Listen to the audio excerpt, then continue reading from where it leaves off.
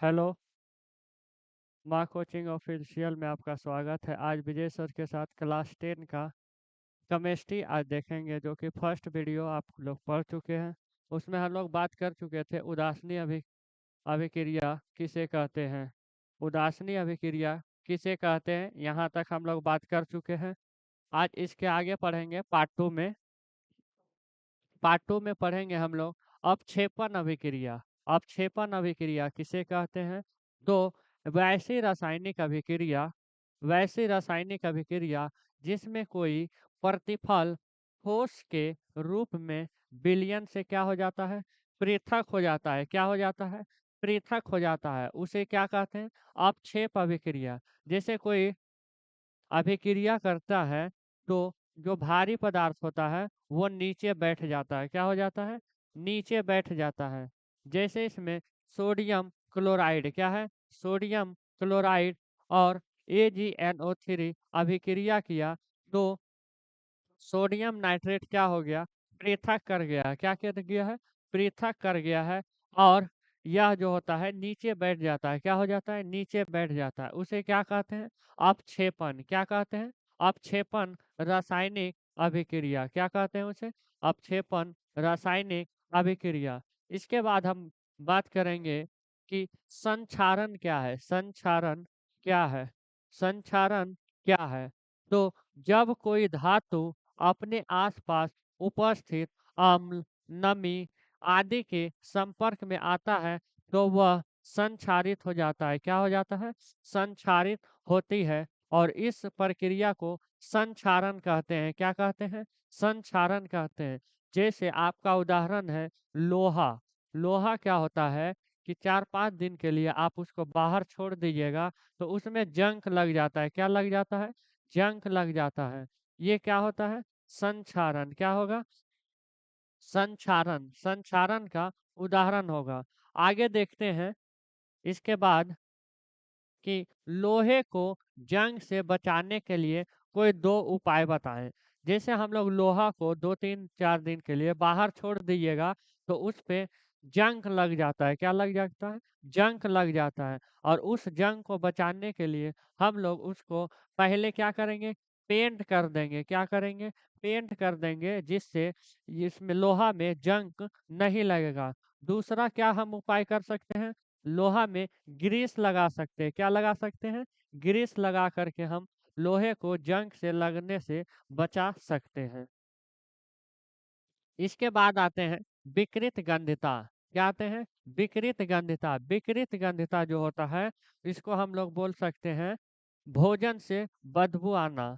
जैसे हम लोग खाना बनता है और उसे कुछ देर के लिए या 2-4 घंटा या 10 घंटा के लिए आप बाहर छोड़ दीजिएगा तो ये ऑक्सीजन के साथ संपर्क करके भोजन जो होता है वो दूषित हो जाता है। क्या हो जाता है? दूषित हो जाता है। तो उसे क्या कहते हैं? विकृत गंधिता। जिसे इसमें दिया हुआ है किसी तेलीय या वसा युक्त पदार्थ को खुले वातावरण में खुले वातावरण में रहने के बाद ऑक्सीजन से क्रिया कर क्या हो जाता है? ये दुर्गंधित हो जाता है। क्या हो जाता है? दुर्गंधित हो जाता है या स्वादहीन हो जाता है। क्या हो जाता है? स्वादहीन हो जाता है। उसे हम लोग क्या कहते हैं? विकृत गंधिता। क्या कहते हैं उसे? विकृत गंधिता। क्या कहते हैं? विकृत गंधिता। कहने का मतलब है कि जब कोई हम भोजन को आप कुछ देर के लिए बाहर में रखिएगा तो वो वायु के संपर्क में रहने के बाद उसका जो भोजन का स्वाद जो हो जाता है अलग हो जाता है। क्या हो जाता है? अलग हो जाता है। दुर्गंध आने लगता है। क्या होने लगता है? दुर्गंध आने लगता है। उसको हम लोग ठेठ भाषा में बोलते हैं खाना खराब हो गया या ओराग लोहा। तो उसे क्या कहते हैं? ये क्या हो जाता है? विकृत गंधिता हो जाता है। भोजन खराब होने के हो जाना ही क्या कहलाता है? विकृत गंधिता। उससे अगर दुर्गंध आने लगता हो या स्वादहीन, मतलब जैसा भोजन होना चाहिए वैसा नहीं, उससे अलग अगर स्वाद आने लगे तो वो किस में आ जाएगा? विकृत गंधिता, मतलब भोजन खराब हो जाता है। अब इसके बाद बात करते हैं दहन से आप क्या समझते हैं। ये सब जो भी आप लोग को पढ़ाया जा रहा है इम्पोर्टेंट क्वेश्चन है, जो कि आपका प्रीवियस ईयर है पूछा हुआ क्वेश्चन है। और अगर आप लोग को ये वीडियो अच्छा लग रहा हो तो चैनल को सब्सक्राइब करें और लाइक करें और एक अच्छा सा कमेंट ज़रूर करें। चलिए आगे देखते हैं कि दहन से आप क्या समझते हैं। दहन आखिर है क्या? तो किसी पदार्थ की ऑक्सीजन में जलने पर ऊष्मा और प्रकाश उत्पन्न होता है। क्या होता है? ऊष्मा और प्रकाश उत्पन्न होता है। जलने की इस क्रिया को हम लोग क्या कहते हैं? दहन कहते हैं। क्या कहते हैं? दहन कहते हैं। कोई भी वस्तु जब भी जलेगा तो ऑक्सीजन होना चाहिए। क्या होना चाहिए? ऑक्सीजन होना चाहिए। ऑक्सीजन रहेगा तभी कोई वस्तु जलेगा और क्या होगा? दहन होगा। क्या होगा? दहन की क्रिया करेगा। क्या करेगा? दहन की क्रिया करेगा। कोई भी वस्तु जलेगा तो इस प्रक्रिया को क्या कहेंगे? दहन कहेंगे। क्या कहेंगे? दहन कहेंगे। इसके बाद आते हैं हम लोग यद यसद लेपन या इसी को बोलते हैं गैल्वीकरण। क्या बोलते हैं? गैल्वीकरण। तो लोहे की वस्तु को जंग से बचाने के लिए जिंक की परत चढ़ाई जाती है। क्या होती है? जिंक की परत चढ़ाई जाती है। उसे हम लोग क्या कहते हैं? गैल्वीकरण या यसद लेपन। क्या कहते हैं? गैल्वीकरण या यसद लेपन। लोहा के वस्तु को जंग से लगने के बचाने के लिए हम किसका उपयोग करते हैं? तो गैल्वीकरण का उपयोग करते हैं। इसमें क्या करते हैं? तो जिंक की एक पतली परत चढ़ाई जाती है। क्या होती है? जिंक की एक पतली परत चढ़ाई जाती है। इस क्रिया को हम लोग क्या कहते हैं? तो गैल्वीकरण। क्या कहते हैं? गैल्वीकरण। इसके बाद देखते हैं कि भोजन को दुर्गंधित होने से हम कैसे बचा सकते हैं। क्या कर सकते हैं? कैसे बचा सकते हैं? तो भोजन को दुर्गंधित होने से निम्न तरीके से बचाया जा सकता है। इसमें पहला है प्रति ऑक्सीकारक का उपयोग करके। क्या करके? प्रति ऑक्सीकारक का उपयोग करके। क्या करके? प्रति ऑक्सीकारक का उपयोग करके। फिर वायुरोधी बर्तन में खाद्य सामग्री को रख करके। जैसे घर में देखता होगा कि रोटी बनता है तो उसके लिए एक अलग से बर्तन रहता है, उसको ढक दिया जाता है। क्यों ढक दिया जाता है? तो उसमें ऑक्सीजन नहीं जाए। क्या नहीं जाए? वायु नहीं जाए, जिस कारण से खाना खराब जल्दी नहीं हो। ऑक्सीकरण वही होता है, ऑक्सीकारक भी वही होता है कि उसमें ऑक्सीजन नहीं जाए, ऑक्सीजन कम मात्रा में जाए। फिर है वायु के स्थान पर नाइट्रोजन गैस द्वारा। वायु के स्थान पर हम क्या रखें? उसमें नाइट्रोजन गैस रखें। क्या रखें? Nitrogen gas. आप लोग चिप्स खाए होंगे, कुरकुरे खाए होंगे, उसमें गैस भरा हुआ रहता है। वो कौन सा गैस हुआ रहता है? तो नाइट्रोजन गैस रहता है। कौन सा गैस रहता है? नाइट्रोजन गैस रहता है। नाइट्रोजन गैस क्यों रहता है? क्योंकि उसमें जो चिप्स है वो बहुत दिनों तक पैक रहता है। अगर उसमें ऑक्सीजन गैस रहता तो वो खराब हो जाता। क्या होता? खराब हो जाता। इसीलिए उसमें नाइट्रोजन गैस भरा जाता है ताकि वो जो चिप्स हो या कुरकुरे हो वो ज़्यादा दिन तक बाजार में रहे। फिर है शीतलन द्वारा। क्या कर सकते हैं? शीतलन द्वारा हम भोजन को दुर्गंधित होने से या खराब होने से बचा सकते हैं। इसके बाद देखते हैं वायु में दहन करने से पहले मैग्नीशियम फीता को साफ क्यों किया जाता है? ये आपका वीवीआई क्वेश्चन है। ये हर साल हर बार लगभग पूछा ही जाता है। एक साल छोड़कर एक साल पूछा ही जाता है कि वायु में मैग्नीशियम के फीता को साफ क्यों किया जाता है या दहन करने से पहले मैग्नीशियम रिबन को या मैग्नीशियम फीता को साफ क्यों किया जाता है? तो आइए देखते हैं कि वायु में दहन करने से पहले मैग्नीशियम फीता या रिबन को साफ इसलिए किया जाता है क्योंकि मैग्नीशियम धातु जो है अधिक अभिक्रियाशील होता है। क्या होता है ये? अधिक अभिक्रियाशील होता है। और जब यह वायु के संपर्क में आता है तो इसकी सतह पर मैग्नीशियम ऑक्साइड की एक पतली परत बन जाती है। क्या हो जाती है? मैग्नीशियम ऑक्साइड की एक पतली परत बन जाती है, जो मैग्नीशियम को दहन से क्या करता है? रोकता है। क्या करता है? रोकता है। इसलिए इस परत को हटाने के लिए दहन से पहले इसे रेजमाल से साफ किया जाता है। किससे साफ किया जाता है? तो एक पदार्थ है जिसका क्या नाम है? रेजमाल। क्या नाम है? रेजमाल। मैग्नीशियम को जलाने से पहले हम लोग क्या करते हैं? तो उसे साफ करते हैं। साफ क्यों करते हैं? अभी हम बात किए हैं कि जब मैग्नीशियम ऑक्सीजन के संपर्क में आता है या वायु के संपर्क में आता है, तो मैग्नीशियम ऑक्साइड बना लेता है। क्या बना लेता है? मैग्नीशियम ऑक्साइड, जो कि जलने से रोकता है। क्या करता है? जलने से रोकता है। और उसको हटाने के लिए हम किस पदार्थ का उपयोग करते हैं? तो रेजमाल का। किसका उपयोग करते हैं? रेजमाल का उपयोग करते हैं।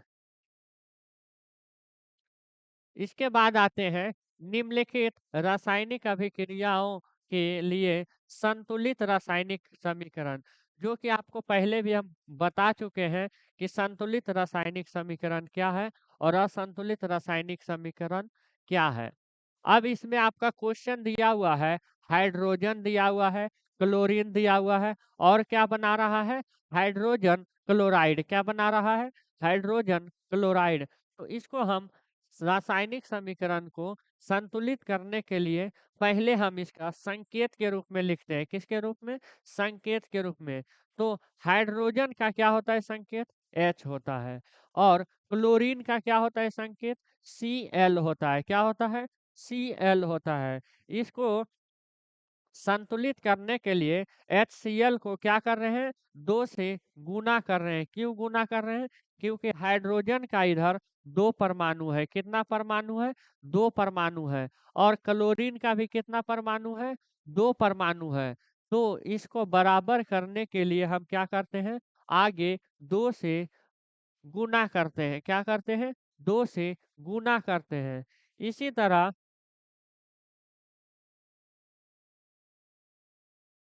बेरिलियम क्लोराइड क्या है? बेरिलियम क्लोराइड और AgSO4 का होल 3 अभिक्रिया करके क्या बना रहा है? बेरिलियम सल्फेट और एल्यूमिनियम क्लोराइड बना रहा है। क्या बना रहा है? एल्यूमिनियम क्लोराइड बना रहा है। उसी तरह Na क्या है? Na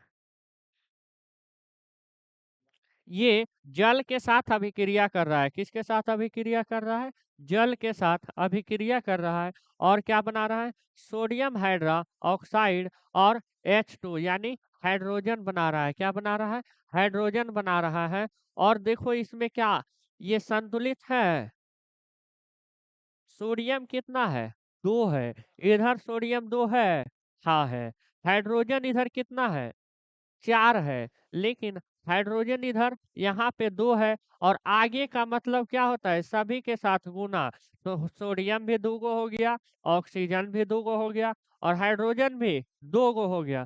तो 2 यहाँ और 2 यहाँ, यानी हाइड्रोजन 4, हाइड्रोजन 4, ऑक्सीजन 2, ऑक्सीजन 2, यानी ये भी क्या है? बराबर है, यानी संतुलित है। क्या है? संतुलित है। आगे देखते हैं कि जब लोहे की कील को क्या करते हैं? लोहे की कील को लोहे की कील को किसके साथ? कॉपर सल्फेट के साथ, कॉपर सल्फेट के विलयन में डुबोया जाता है। तो विलयन का रंग क्यों बदल जाता है? क्या होता है? ये जो है कॉपर सल्फेट को, कॉपर सल्फेट किस में डुबो रहे हैं? लोहे की कील को जब हम कॉपर सल्फेट के विलयन में डुबोते हैं, तो विलयन का क्या हो जा रहा है? रंग बदल जा रहा है। क्या हो जा रहा है? रंग बदल जा रहा है। तो देखते हैं क्यों बदलता है। तो कॉपर सल्फेट के नीले रंग कैसा होता है? कॉपर सल्फेट तो नीले रंग के विलयन में जब हम लोहे की कील डालते हैं, तो उसका रंग नीला रंग विलुप्त हो जाता है। क्या हो जाता है? उसका जो नीला रंग होता है वो क्या हो जाता है? विलुप्त हो जाता है और लोहे की कील पर कैसा रंग चढ़ जाता है? तो भूरे रंग की कॉपर की परत जम जाती है। क्या हो जाती है? लोहे की कील पर भूरे रंग की कॉपर की परत जम जाती है। क्या होती है? कॉपर की परत जम जाती है। तो आप लोग को ये भी समझ में आ रहा होगा कि जब हम लोहे की कील को कॉपर सल्फेट के विलयन में डुबोते हैं तो उसका रंग क्यों बदल जाता है? तो कॉपर सल्फेट का जो रंग कैसा होता है? नीले रंग का होता है। कैसा होता है? नीला रंग का। और जब उसमें लोहे की कील डालते हैं तो उसका कौन सा रंग क्या हो जाता है? नीले रंग विलुप्त हो जाता है और लोहे की कील के ऊपर जो है भूरे रंग की कैसा भूरे रंग चढ़ जाता है। क्या होता है? भूरे रंग की कॉपर की परत जम जाती है। क्या होती है? भूरे रंग की कॉपर की परत जम जाती है।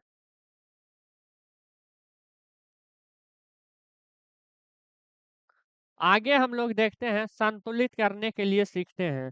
कोई भी दिया हुआ होगा और पूछा जाएगा इसे संतुलित करें।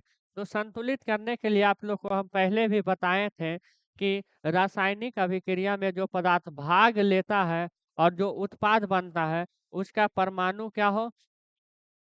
समान हो। क्या हो? समान हो। जैसे इधर देखिए नाइट्रोजन कितना है? 2 है। नाइट्रोजन कितना है इधर? 2 है। हाइड्रोजन इधर कितना है? 2 है। हाइड्रोजन कितना है इधर? 2 है।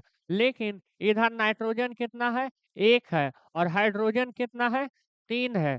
तो हमको बराबर करने के लिए हम क्या करेंगे? 2 से गुना करते हैं। इधर हम 2 से गुना करते हैं ताकि नाइट्रोजन कितना हो जाए? 2 हो जाए। नाइट्रोजन कितना हो जाए? 2। ये तो बराबर हो गया, ये भी बराबर हो गया, लेकिन हाइड्रोजन इधर कितना हो गया? 6 गो हो गया। कितना हो गया है? 6 गो। लेकिन इधर कितना है? 2 ही गो है। तो हम क्या करें कि इधर भी 6 हो जाए? क्या हम 3 से गुना कर दें? 3 से गुना कर दें तो कितना हो जाएगा? 3 दूनी 6 और इधर भी 3 दूनी 6। अब ये क्या हो गया है? बराबर हो गया, यानी संतुलित हो गया है। क्या हो गया है? संतुलित हो गया है। अगला देखते हैं H2S क्या है? H2S और O2 क्या है? O2। इसको हम बराबर करके देखते हैं। H2 इधर कितना है? 2 है। ये तो ठीक है। H2 क्या है? ठीक है, बराबर है। ऑक्सीजन इधर कितना है? 2 गो है। ऑक्सीजन एगो इधर भी है और एक इधर भी है। ये तो बराबर हो गया, लेकिन आपका सल्फर बराबर नहीं है। सल्फर इधर एगो है लेकिन इधर कितना है? 2 है। अब हम इसको बराबर करने के लिए अब इसको से गुना करें कि ये बराबर हो जाए। क्या हो जाए? बराबर हो जाए। चलिए देखते हैं। हम इसको गुना करते हैं आपका इसे हम पहले 3 से गुना करते हैं। क्या करते हैं? 3 से गुना करते हैं तो 3 दूनी ये कितना हो गया? 6 हो गया। और सल्फर इधर 2 है, हम ये 2 लगा दिए तो ये भी 2 हो गया। क्या हो गया? 2 हो गया। और ये हो गया हाइड्रोजन आपका हो गया 4 हो गया। कितना हो गया है? 4 हो गया। तो हम यहाँ भी 2 से लगा दें तो हाइड्रोजन भी कितना हो गया? 2 हो गया। और सल्फर कितना हो गया? 2 हो गया। सल्फर कितना है? 2 हो गया। ऑक्सीजन इधर 6 है और इधर कितना है? 2 यहाँ है और 1 यहाँ है। अभी बराबर नहीं हुआ।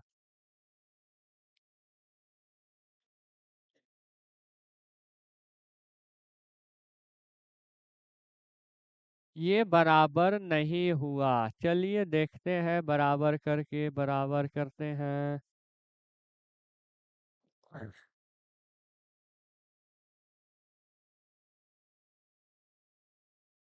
हम इसे 4 लिखते हैं और यहाँ पे 2 लेते हैं। ये हो गया 4 गो, ये हो गया 8 गो। सल्फर 2 गो। सल्फर ठीक है।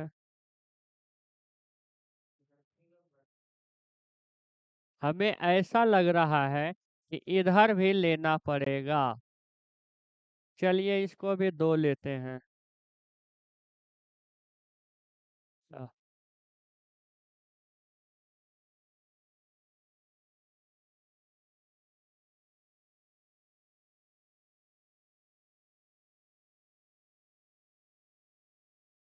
चलिए सल्फर 4 गो हो गया। अब हो गया हाइड्रोजन 8 गो हो गया। और इधर कितना हाइड्रोजन है? तो इधर 2 गो है।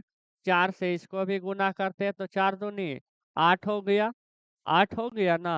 अब यहाँ पे ऑक्सीजन 4 गो है और यहाँ पे 2 गो है। यहाँ हम 3 से गुना करते हैं। चलिए देखिए ये बराबर हो गया है। देखिए हाइड्रोजन कितना हो गया? 8 गो हो गया। कितना हो गया? 4 दूनी 8, 4 दूनी 8। सल्फर 4 गो, 2 दूनी 4, सल्फर भी 4 गो हो गया।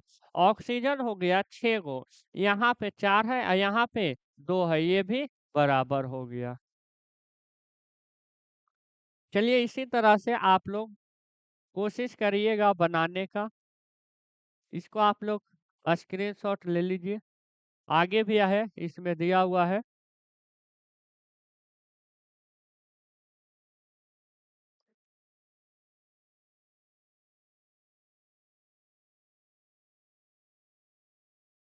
चलिए, आपका आज का लेक्चर समाप्त होता है। मिलेंगे अब हम अगले वीडियो में।